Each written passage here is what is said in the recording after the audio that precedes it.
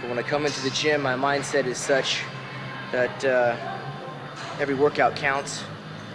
Every day I'm getting a step closer to my ultimate goal, and even if I don't win the contest, I'm doing everything I can do within my physical limitations to be fully prepared.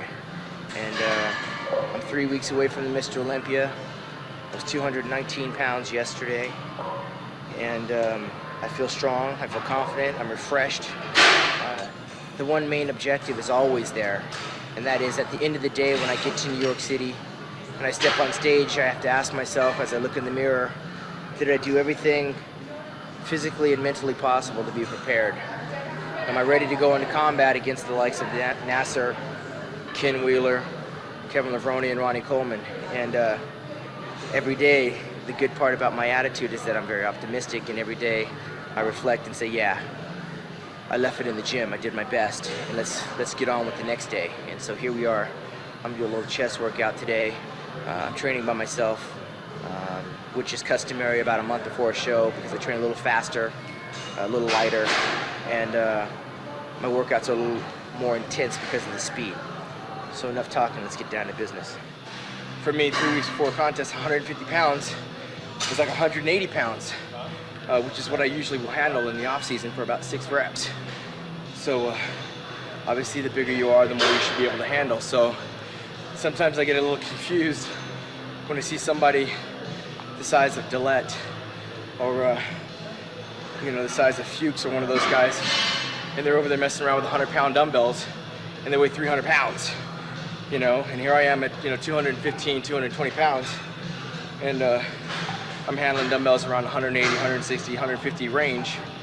And when you start putting it into relativity, that's what I say, pound for pound.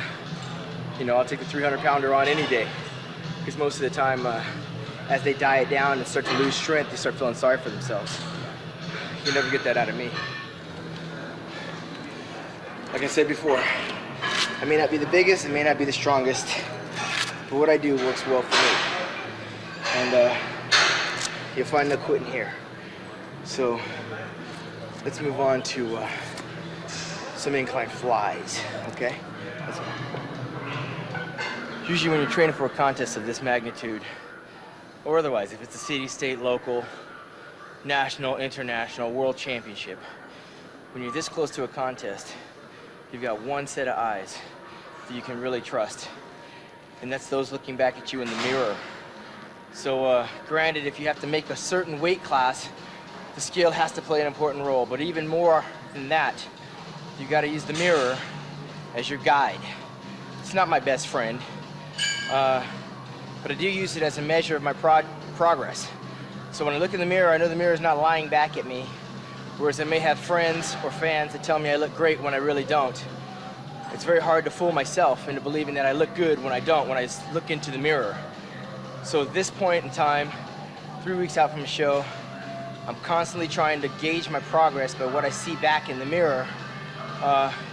Today I'm doing chest. So of course, I'm finished training my chest. I gotta look in the mirror, assess my upper body, my arms, my triceps, my shoulders, my traps, my abdominals, all in relationship to my chest.